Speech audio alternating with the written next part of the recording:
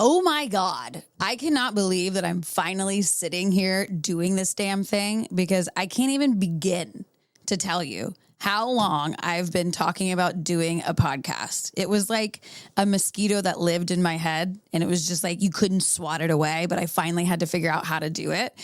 And really, it just came down to the fact that I was doubting myself so hard. And so many of y'all have followed me. I mean, what, like 10, 12, some of y'all like probably close to 15 years, I would imagine at this point. So like you've seen me grow up. And you've seen me go through so many iterations of myself, which is very cool. But you've seen, I would say, smaller versions of that, particularly within the past like 5-6 years, ever since I stopped doing my last podcast, True Sex and Wild Love. I was very, very open back then. And then I kind of clammed up because I got scared and I got silent and I got shy, and I really just started doubting myself in this type of platform. And so now we're back, baby. Okay. We're coming back with a vengeance. She's coming in hot. My new podcast that we're doing right here, right now, finally, is called Pretty Messy Human. And it's just an accumulation of who I am as an individual. And I feel like who all of us are as individuals, we're all pretty messy humans. We're all just like trying to figure this out. And no one, by the way, has it figured out. And so if someone's telling you they have it all figured out, just run for the hills, because that's a red flag. It's a lie. They don't. One of the reasons why I think so many of us prevent ourselves from doing the thing that we want to do for so long is self-doubt. And I was thinking about this the other day in my car when I was going to do this podcast. And I realized that self-doubt isn't a red flag. In fact, it's something that I feel like is necessary when you're pushing the boundaries of what you always wanted to do, or something that's going to actually change your life. It's that one thing that's like, okay, you are on the right direction here. So what's important about that is you just expect self-doubt to come up. When you do something like this podcast, for example, you're going to do it and you're going to think automatically, oh my God, I look so stupid. I don't sound good. Maybe the lighting is weird. Like, why did I wear that dumb shirt or say that thing? It's normal for all of us to feel that way. And so stop overthinking it, because that is the point that most people quit. And if you can just expect that and move through it, then you're already ahead of like 90% of the people, and you're going to change your life just by doing that one thing. So Pretty Messy Human started off one day as I was trying to come up with a name for the podcast for like 4 years. And it just came to me in a way that took the pressure off of everything having to be perfect. Because we do have to start messy. And I think I saw this quote on Instagram a long time ago that was something along the lines of start ugly, which to me was, don't worry about starting perfect. It's going to be ugly. It's that beginner's mindset that you begin with that we're all going to have when we start these new projects. And so Pretty Messy Human allowed me to do that. It allowed me to be seen in the mess and embrace that mess. Because I feel like so many of us think, oh, if once I get to this one spot, once I start the podcast, once I get married, once I get pregnant, once I win the lottery, then I'm going to feel confident enough to do all of the things that I really want to do. And that's just not the case, because anytime you do something, even if it's really good, you're still going to have this whole new plethora of challenge and mess that you have to figure out along with that. Like, for example, I just got married. It's the best thing ever. I love being married, but that comes with its own set of newness and unknown that you have to navigate. And so that's always going to be there. And that's why I really wanted Pretty Messy Human to represent a space for all of us to be there and figuring out and in the mess. Like no one gets to escape that. There's no finish line. Yet so many of us seem to be sprinting through our days to a finish line that doesn't exist. And then we just wear ourselves out, when, let me tell you, the only finish line in life, and this is going to sound morbid, is death. So For this podcast, it's a little bit different than the one that I had many years ago because it's me riding solo. And that scares the shit out of me because I love to chit chat and collaborate with other people. And if I don't have something to say, guess what? My co-host does. But now it's just me, myself, and all of my crazy thoughts. And so we're going to do solo episodes just like this one, where I just want to catch you up on what's going on in life and just, have a little chit chat, have a little catch up. We're also going to have guests from all walks of life, from entrepreneurs to doctors to musicians to friends of mine to like literally anyone that I think has a really interesting story or has something that can either challenge us, change our perspective on something, give us value, or honestly just like bring more fun into life, because I feel like all of us need a little bit more fun in this world. There's so much chaos going on in the world that like, if we can realize, let's just bring a little bit more fun, have a laugh, have a chat, then like we can get through some of this shit together. So let's do a little life update, because I feel like I can't start a podcast just randomly. I feel like there's been so much that's been going on behind the scenes that you get a little bite-sized pieces of on social media, but you only get like 30 seconds of that. And if you say something spicy or something, the Instagram gods will strike you down. And if you know me, I don't really follow too many rules. We're going to get a little bit off the rails here. That's what it's about.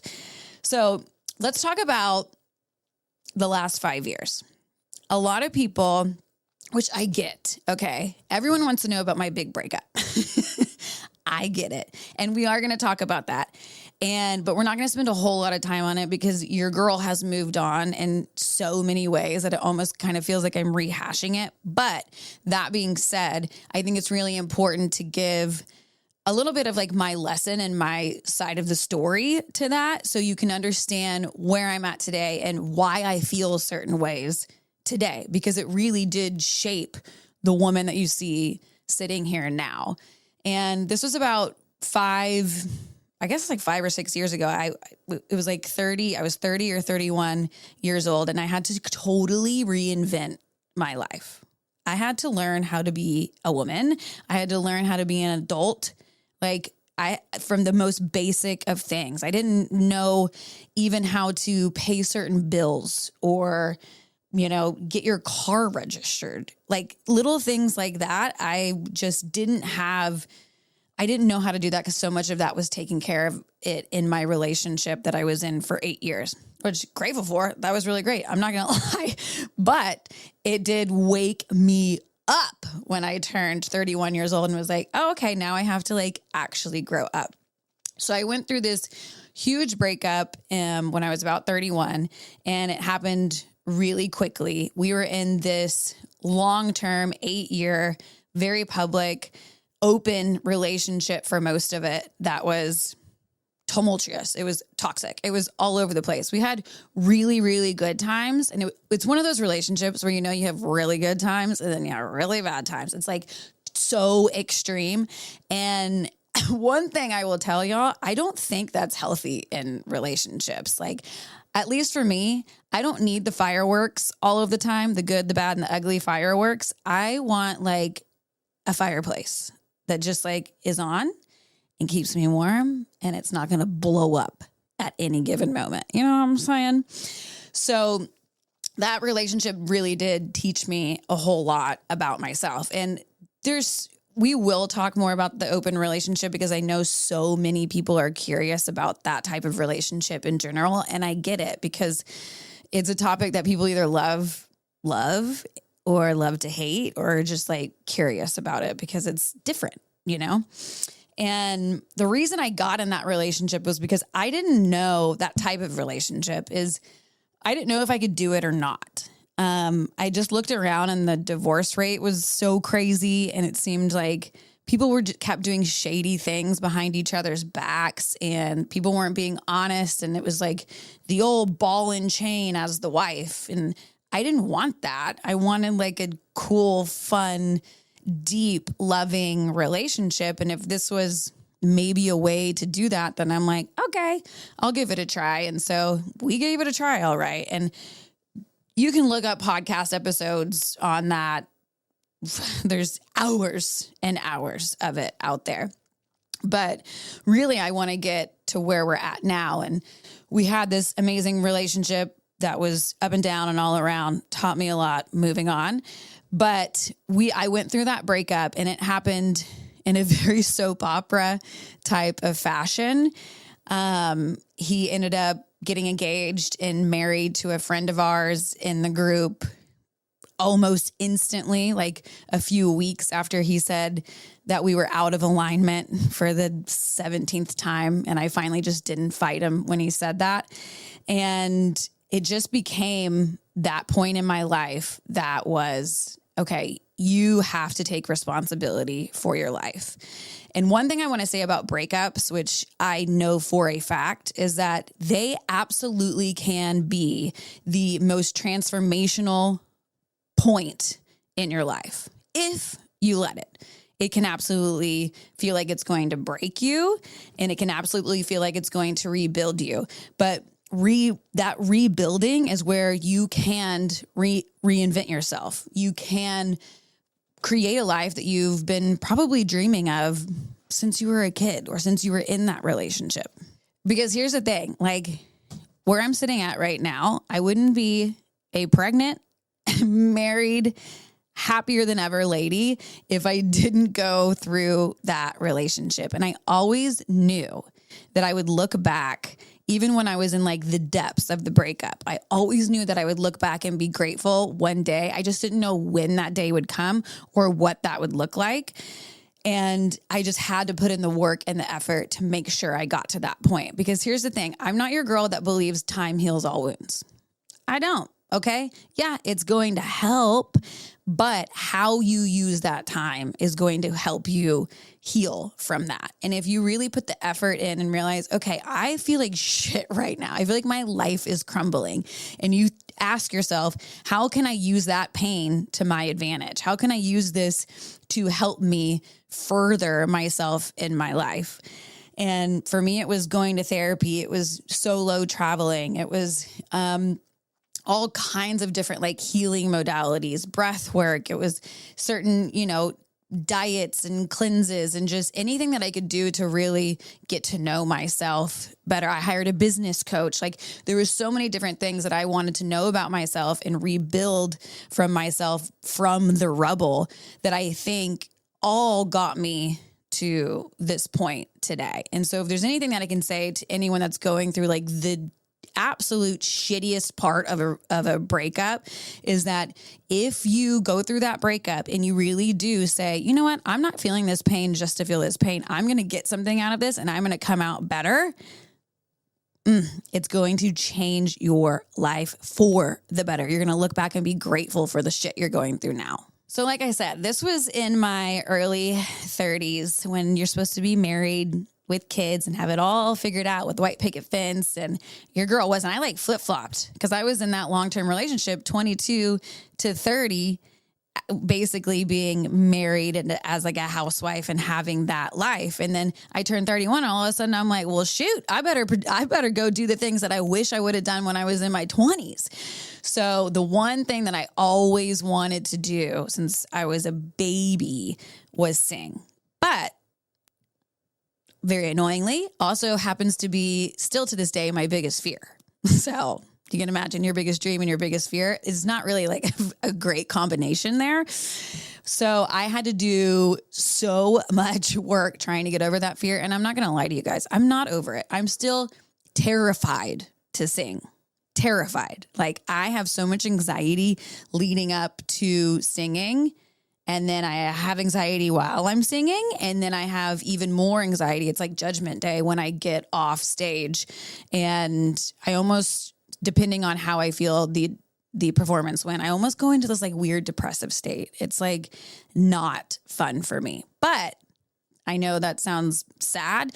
And it is a little bit. But at the same time, I've done so much that I thought I would never be able to do. Like 10-year-old Whitney would be stoked. She would not believe the things that I've been able to do because I was like, all right, this is the one thing that I've wanted to do and I'm going to try and just do it and try and see what happens and be okay being seen trying and knowing that it's not going to be perfect. And so I ended up moving to Nashville.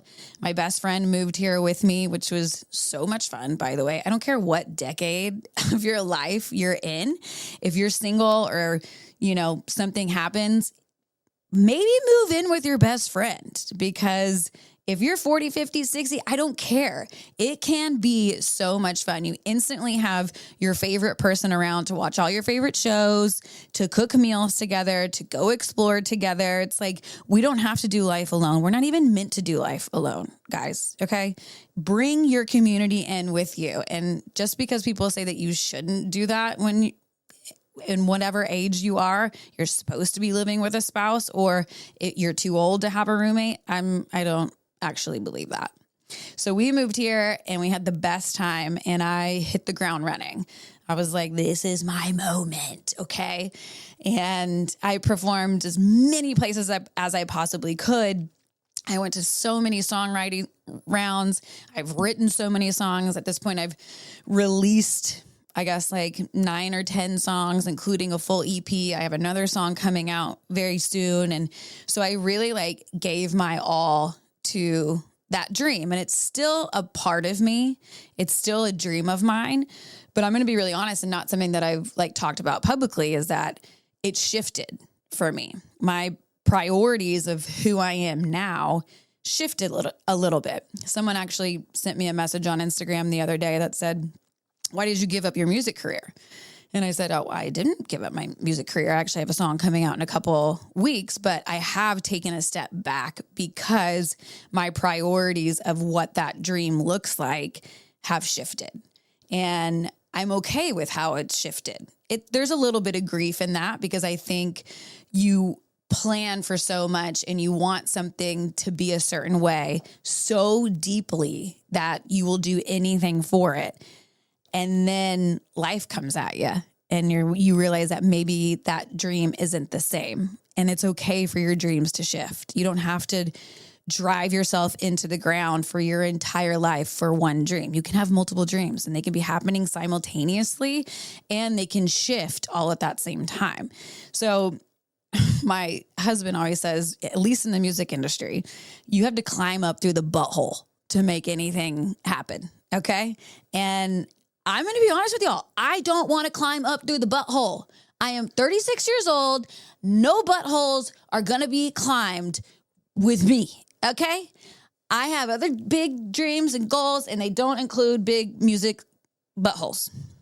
Okay. No, but in all seriousness, it really is your dreams can change, and you can still love something and allow for that thing to evolve and change. And so that's just the stage where I'm at now when it comes to music. And so stay tuned, because you guys really can see and listen to all of my music on Spotify and Apple and everywhere. And I still want you guys to go listen to it. It's still something that really means a lot to me, and we'll continue to release new music coming up. I'm just not going to kill myself to make that dream happen. So when I moved to Nashville, I thought I was coming here just to pursue music and just to really start a new life, which I definitely was, but I had no idea how much of a new life Nashville gave me. I ended up meeting my now husband, Ryan Meyer, at the pool one random day, and now we're pregnant. And it's just so crazy that, because you think you know how your life is going to go, but it honestly can change instantly.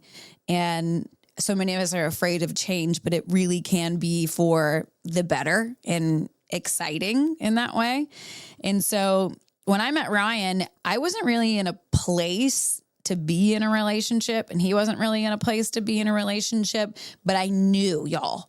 I knew instantly that this was something very significant. I knew that he was going to be my man. And I didn't believe that. I was not the person that thought, oh, when you know, you know. Well, I totally take all of that back. I will say it right now. You can go find clips of me saying that the one is total BS, and I take it all back. Okay. I can just eat my own words, because the one, I think, really does exist. And that might change depending on what season you are in your life, if you don't meet that person then. But I met my person at the very right time. And it wasn't like a love at first sight though. He scared the shit out of me. Okay. So I realized that being around this person who looked like he just didn't give a shit. He had platinum blonde hair. He's covered in tattoos. He's a drummer in a rock band. Like, that's your one. That's the one that's going to take care of your heart, honey. Yeah. That's what I was thinking. Trouble written all over him. Sign me up. Turns out he's the most patient, thoughtful, sensitive man that I've ever, like cerebral man too, that I've ever come across. And when I got to know him in that way, I just was like very terrified of it because I felt like I was losing control. I really don't know if I ever have. I don't know if I've ever been 100% all in a relationship because of my fear and my insecurities. I really had to heal those things before I could go really deep in any relationship, particularly this relationship.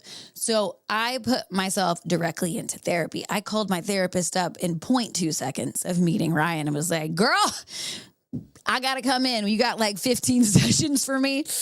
And I started just going to see her because I realized that if I didn't heal a lot of like the wounds that I was still carrying around with me for myself or for that relationship or any relationship, then I'm never going to be able to be in any relationship. Yeah, it might make me better for this relationship that it seems really interesting to me now. But if that doesn't work out, therapy is still going to help me become a better person and know myself and find and be in love in the way that I really want to. And so that's what I did. Put myself into therapy. He was on tour a lot of the time. He plays for a band called Highly Suspect. And he showed up. He put in effort. By the way, for my guys out there, effort, okay, is going to get you a long way. What is that with people not putting in effort these days? Call them, set up a date. I mean, I can see my producer and everybody in the background like, yes, bitch, it's true. It's like, why? Where did the effort go? You're afraid of like looking like an idiot because you came off too strong or something like that. I mean, there's a line, but like just put in some damn effort. You're going to be ahead of like 80% of the people out there. Okay. And Ryan did that. He called me all the time from the road. He made it known that he wanted to talk to me, that he wanted to see me, that I could come out and see him on tour. Anytime he came home, it was like, I was his first call. Do you want to go to lunch? Do you want to go for a walk? Do you want to do these things? And inviting me places, you know? And so it just made me feel like really safe in that relationship. And that's the other thing. The more that you can make your woman or your partner feel safe, the more you're actually going to have that deep love. You're actually going to know who that person is, because my favorite thing about feeling safe in a relationship is, one, you're not spinning out all the time, but two, you can be your most weird, crazy self ever.